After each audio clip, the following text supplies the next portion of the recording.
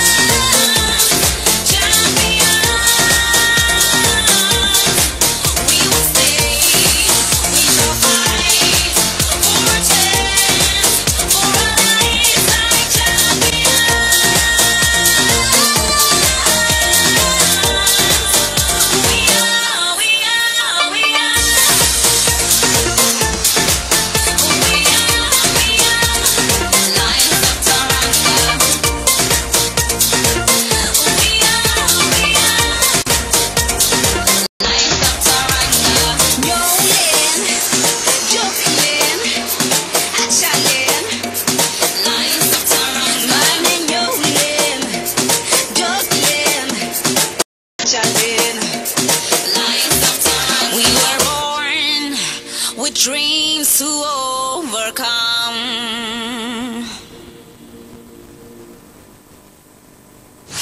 I'm David Norris, a teammate of El Hadj. I play in centre midfield. I've only just met El Hadj since he come to the club here, but he's been a great lad.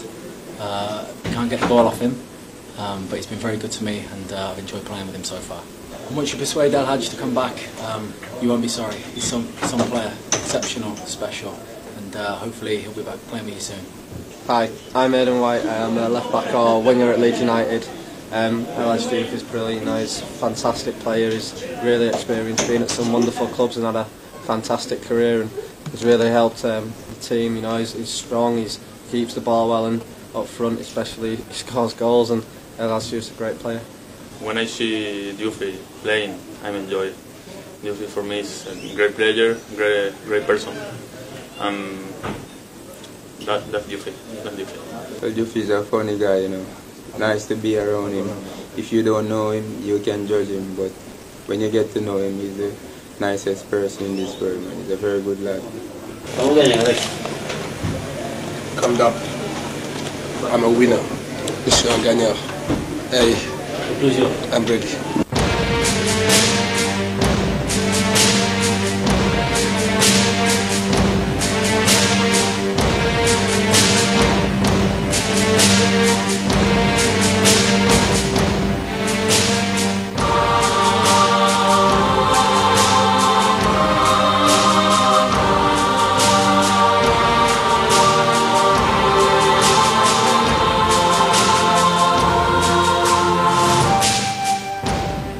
Comme ça que ça se passe chaque fois. Je vais avec lui.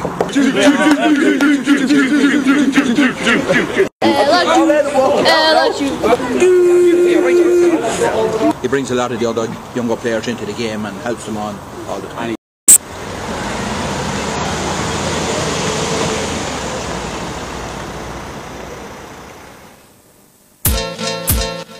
Hey yo, Swiss. Bomba classica, man. Mr. Excitement, right? Support your guys, so rap, so come to the light. The recipient of this award goes to walk like the Beatles. J'ai eu le grand plaisir de rencontrer El Hadj Diouf il y a quelques années à un match de charité, un match de gala où il y avait plusieurs joueurs, lui, Robert Pires, Raïlou Fadiga, Nakata, Fabio Cannavaro. J'avais aidé à organiser le match, j'avais même moi-même joué. Et de là, une grande amitié est née. Je suis aussi très proche de Raïlou Fadiga, c'est quelqu'un que j'apprécie beaucoup et avec qui aussi je travaille. Donc on a décidé de travailler avec Raïlou Fadiga, El Hadj Diouf et moi-même ensemble dans le monde du foot. Et c'est comme ça vraiment que la relation est née avec El Hadj et que jusqu'au jour d'aujourd'hui, nous sommes ensemble, et en tant qu'amis et en tant que collègues aussi. El Hadj a été toujours un de mes préférés joueur africain encore, plus. Je l'ai suivi toute sa carrière, de quand il était en France, de son grand spectacle pendant la Coupe du Monde 2002, au jour où il a mis les pieds en Angleterre, et encore plus en Angleterre, car il a joué quand même pour des grands clubs ici en Angleterre, que ce soit Liverpool, que ce soit Bolton, que ce soit Blackburn, ou même aujourd'hui à Leeds. Ça a toujours été des clubs avec énormément de fans, avec énormément d'histoire, énormément de coups gagnés. Et donc pour moi, en tant qu'un fan du foot, pas forcément d'un club, mais de foot, ça a toujours été un joueur que j'admire. C'est quelqu'un que je pense des fois malheureusement est mal compris, car les gens se concentrent sur deux, trois bêtises qu'il a pu faire sur le terrain, mais ils oublient que quand même c'est un énorme sportif, et que c'est un énorme athlète qui a quand même gagné plusieurs matchs importants, plusieurs coupes, qui a toujours été décisif pour ses clubs et surtout pour son pays. Et pour moi, je pense que c'est surtout ça que les gens doivent prendre le temps de regarder El Hadj, regarder sa carrière, regarder ce qu'il a fait, et pour en être fiers, parce que tous ceux qui connaissent le foot, tous ceux qui l'aiment, tous ceux qui l'entourent, nous sommes tous très fiers de lui, parce que ce qu'il a fait déjà dans la carrière qu'il a, beaucoup de joueurs qui ont eu 20 ans de carrière n'ont pas pu le faire. Dieu merci, il est encore là, il est encore en bonne santé, il joue encore très bien, il réussit très très bien avec Leeds. En ce moment, je pense qu'ils sont dans les top 5, top 6 du Championship. Et mon souhait pour lui, ce serait vraiment qu'il regagne sa place, je pense, en équipe nationale, parce que le Sénégal a une très belle équipe, mais je pense que c'est une équipe jeune, On voit très bien que les Dembaba, les Papi Cissé, les Magagué, les Momo Diamé, c'est des joueurs exceptionnels qui évoluent très très bien dans leur club. Mais il faut toujours respecter et apprécier l'expérience. Et c'est ça ce que Al Hadj Diouf peut rapporter à l'équipe nationale de nos jours, c'est l'expérience. Si vous regardez l'équipe d'Angleterre, ils ont des Lampard, ils ont des Steven Gerrard. C'est des joueurs qui ne peuvent pas remplacer parce que c'est une expérience qui ramène. Toutes les équipes qui réussissent ont besoin de joueurs avec de l'expérience. Et je pense que pour moi, mon plus grand souhait pour Al Hadj, ce serait qu'il regagne sa place en équipe nationale et qu'il puisse aider le Sénégal à retrouver sa forme, la forme qu'ils avaient à l'époque de Khailou Fadiga, Bouba Diop, Al Hadj Diouf et cette très belle génération qu'on a eu le plaisir de regarder il y a quelques années. Good morning. On est dans ma cuisine, comme d'hab, avec mon gars par là. Adi, une Gambienne sénégalaise qui s'occupe de moi, Brom Tchébineri. Franchement, c'est comme une tante. Elle s'occupe super bien de moi. Ouais, comme dimanche. Après un match, toujours un tchéboujen qui se prépare à la maison. Je prends mon petit déj avec un peu de fromage, du pain. D'habitude, je ne mange pas trop de pain parce que je fais attention à ma ligne et mon joli corps. Voilà. Après un bon résultat, on a gagné hier. Ça se voit que la nuit était un peu magnifique. J'étais avec des joueurs, on est parti faire un tour en ville. Et voilà quoi, on est comme le dimanche, on est là, rien à faire. Je regarde la télé sénégalaise. Et comme d'habitude, on parle, comme d'habitude, on recule avec cette fédération-là. Ça montre qu'on n'ira nulle part. Et les jeunes viennent de se faire éliminer contre le Bénin. C'est l'échec total de cette fédération. Regardez, c'est la télé, ça parle pour rien dire et que encore un nouvel échec, ça montre qu'on ne fait que parler dans notre pays, on ne travaille pas. Quand vous allez voir ce qui se passe à Leeds, ce que vous avez réalisé, et hier, vous voyez qu'on ne fait que parler au pays. Là, je viens d'écouter les gens parler de reconstruction encore. Il ne faut pas oublier qu'une équipe nationale, on n'a pas... C'est des résultats immédiats, il ne faut pas dire qu'on reconstruit à chaque fois, on va construire. C'est dommage. C'est des tocards, c'est des gens qui ne connaissent pas le football, qui s'occupent de notre football. C'est dommage pour les jeunes parce que ces jeunes-là méritent un peu plus. Et espérons qu'un jour, on va grandir et que même, je crois que comme je l'ai dit dans les journaux, le président de la République doit prendre sa responsabilité et donner le sport sénégalais à Pape Diouf. Parce que si on voit ça, ce qui se passe encore une fois hier avec les jeunes qui ont été éliminés par le Bénin, ça fait mal au cœur. Mais avec des amateurs, on n'aura que des résultats amateurs. Maintenant, les joueurs de Taïdi, c'est mon big témoin de l'image de Sénégal. L'image de Sénégal et l'image de mais si c'est pour les dirigeants là, on peut me suspendre. Me suspendre 100 ans, ça ne me dérange pas. Parce que c'est des tocards. Je ne peux pas tocards. Je ne peux pas et ça se voit que nous avons foulé sen bob. Regarde, éliminer nos boys. C'est des moyens de combien encore? C'est des jeunes, juniors, éliminer encore. Pour nous montrer que ce rôle de barre, comme c'est le rôle de barre, nous avons donné la fédération, ak ñi liggéey fédération ak ñi nga xam ne ñoom ñoo tënk football Sénégal dem seen yoon bàyyi ñeneen ñi franchement nan ma baal ci li ma koy waxee ñu dindi sélection ñu sélectionné ñu sanctionné mooy bañ ma sélectionné cette fédération là li ñu def seen affaire la nan ma sanctionné si bu ñu bëggee nan koy yokkaat 100 ans wala 10 ans faalewu moo ñu dund faalewu moo ñu bañ ko dund lenn laa xam daal football moo ma tax a jóg fa woon na woon c'est tout. xam nga tey jii Sénégal yi ak El Hadj Diouf histoire d'amour la ñoom waa fédération ñu bëgg ko ak ñu bañ ko ñoom xam na ni El Hadj Diouf bu ñëwee Sénégalais yi xam na ne El Hadj Diouf bu ñëwee li mu leen mën indi ànd te du leen di jox man comme ni ma ko waxee politique gu ma waxuma lii waxuma laa football moo ma tax a jóg démb yaa ngi ne stade da nga ko wan Sénégalais yi bi saison bi dooree ba léegi je suis le meilleur man football moo ma tax a jóg.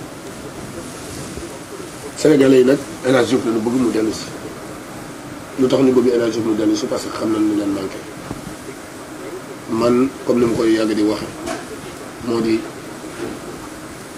bu nu football xel moo koy def du xale.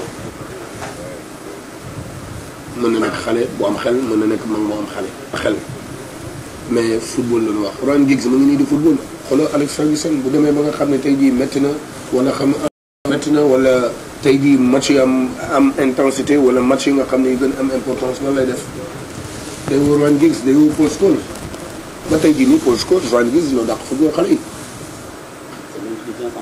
yi teg ay ñoom Clivert li ay xale lañu yu xarañ. c'est pas parce que mën na football mais xam na ni ñii xel moo mën jiite du doole mooy jiite xel mooy jiite te aujourd'hui football la ñu wax bu ñu waxee football mais jëlal les meilleurs du moment mais seen dégg naa Malick Gakou mu naan si benn interview am naan bu ñu jël personnel bu ñu jël affaire personnel na ñëpp ànd noonu nekk jàppale Sénégal mais ñoom ñoo njëkk bëggul jàppale Sénégal ndax bu ñu bëggoon jàppale Sénégal tey jii seen intérêt personnel dañ koy teg fële woo El Hadj Diouf parce que ñëpp moom la ñu bëgg kon ñoom lu tax ñu jël seen intérêt personnel tey jii ba ñu woo El Hadj Diouf parce que ça ñoom dirigeants yi rek dirigeants yi lu leen neex la ñuy def mais ñoom ñoo ñu gën a xam ne tey jii suñu woowee El Hadj Diouf Sénégal gagné ça veut dire qu'ils sont morts dañ naan kii kat nag li kii woo nañ ko génne nañu si que ça veut dire que mooy rey nañu mais yàlla mais loolu la ñuy bañ mais su loolu amul leen day am par A ou par B ñoom dañuy dee dirigeants yi par A ou par B bu ñu gagné xaw ma fan la ñuy jaar ba gagné 1 et de 2 moo di buñ ma woowee tey jii ma génne leen si moom mooy dee nañu mais c'est mënuñu toppatoo footballu Sénégal il faut que ñu dem bàyyi ñeneen ñi ñëw toppatoo footballu Sénégal parce que tey jii yàlla tere première équipe bi bu demoon Coupe d'Afrique booy yi éliminé leen mais booy xool tey jii sport Sénégal yëpp problème la nan la ñuy demee bay organiser Coupe d'Afrique muy taw muy fenn ñuy arrêté honte la ay soudé si biir joueurs yi taxaw ne ñuy soudé ay panneaux affaire yooyu c'est la honte mais il faut que sport Sénégal ñu jox ko ku ko mën indi ku ko mën yóbbu ci kanam loolu mooy wax ji sport Sénégal moo am problème du football bi rek sport Sénégal muy lamb bi muy lii muy laa muy lépp am problème il faut que Macky Sall son excellence jóg jël sport bi jox ko ku ko mën on est kenn politique dañu bëgg suñu sport jëm kanam dañu bëgg tey jii li ñu jox Sénégalais yi ñun 2002 muy judo bi muy basket bi muy leneen ak leneen ñu jox satisfaction bu mel noonu Sénégalais yi mais pour loolu nag il faut que ñu jël koo nga xam ne xam na lan mooy sport ñu def ay installation yu baax def say stade yu baax si dëkk si région bu nekk pour xale yi mën ci fo loolu moom mooy problème numéro 1 il faut que ñu def ay installation yu baax xale yi mën ci gis seen bopp mais tant que loolu amul dañu am dara déjà loolu amul ba pare nga jël football bi dem jox ko ay tokaar duñ dem fenn xam na ñu mën dem dañuy dellu gannaaw dañuy reculer c'est dommage ñoom ñooy jiite man ñoom mënuñu ma jiite parce que déjà dañ ma ragal ama boo ragalee nit mënoo ko jiite mais lan moo tax ñu ragal la mais parce que dañ naan kii c'est une forte tête parce que seen magu yi ñuy def foofu si biir seen magu yooyu man du am su ma fa nekkoon te dinaa ko liat Issa Dia problème bi ñu am du am ndax naa woo Issa waxat moom noonu la kilifa di doxee yaa ngi dégg ñoom seen magu yooyu ñuy def si biir ay buñ leen waxee ñu leen dem leen réserve hôtel ñu dem jël ci xaalis bi buñ leen waxee dem leen def lii jour yi bu ñu footballee pare balaa ñuy jot seen prime magu yooyu du am man parce que Sénégal laa jiital sama xol bi Sénégal moo ci nekk du leneen du tricherie loolu mooy problème bi man Sénégal laa am Sénégal moom mooy li ma andi sama siw bi ngay dégg lépp tey jii Sénégal moom xam ne ndax bu ma joué woon coupe du monde tey jii loolu lépp du am mais li am ba am moo di il faut que ñoom ñu xoolal seen bopp man mënu ma def ak ñoom lu tax mënu ma def ak ñoom parce que ñoom triche la ñu jiite te man jiite ñu ko tey jii ñoo bëggal Sénégal tey jii bu may waxante doo ba léegi Sénégal sama prime ma nga fa ma bàyyi mos ma ko laaj sama dernier prime contre Gambie perte na sama prime maa ngi fa ba léegi ndax ma ko laaj mais c'est nekk benn football moo ma tax a jóg sax naa ñëw football Sénégal te du ma ci am dërëm man na nit ñi bëgg rek si li may def suma coéquipier yi comme ni mu ko waxee xam nañu kan mooy El Hadj Diouf tey jii Leeds du ma woo te muy équipe bu mag bëgg dem Première Ligue te gis ngeen saison bu ñu am déjà so good so far saison bi mu ngi commencé neex ñëpp ñoo ngi commencé croire que mën nañu yëg Première Ligue on est à 2 points du deuxième donc booy jouer rôle yu mel noonu ba pare moo tax keroog bi ma waxee gars yi ni leen sunu équipe nationale woowu na ma dana yaakaaroon damay foofu pour wax leen rek ni leen aw ma lu may wane équipe nationale suma xamal laa am lu ma leen di bëggale laa am mais aw ma lu may prouver man su ma ñëwee li may indi mooy football nit ñi kontaan seqat nit ñi jàmm jëlaat suma avion ñoom ñoo la gën a xam ni El Hadj Diouf fa woon na woon. waaye ma wax leen suma boy bi nag kii moom mooy Doti kii mooy suma boy bi. Doti yow hey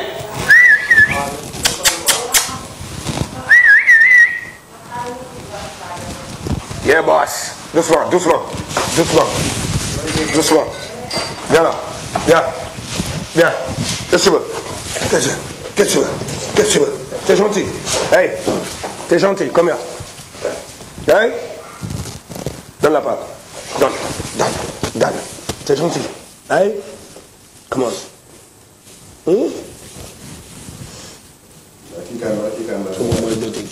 Sama gardien bi. Hey. Cool. Très bien.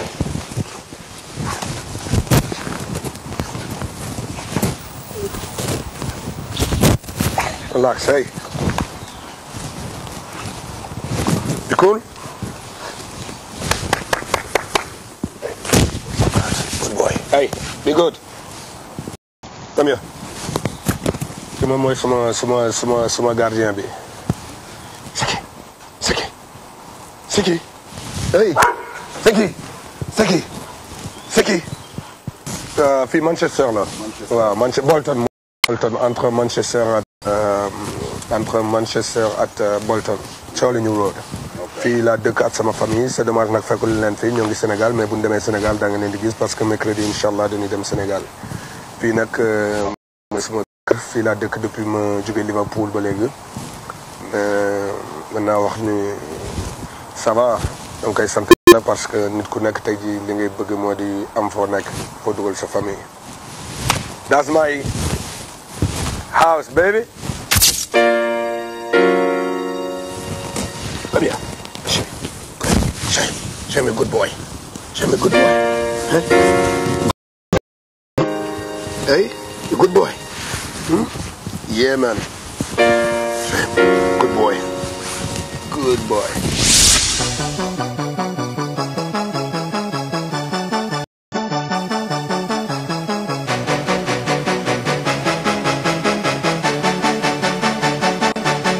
I might be too strung out on compliments.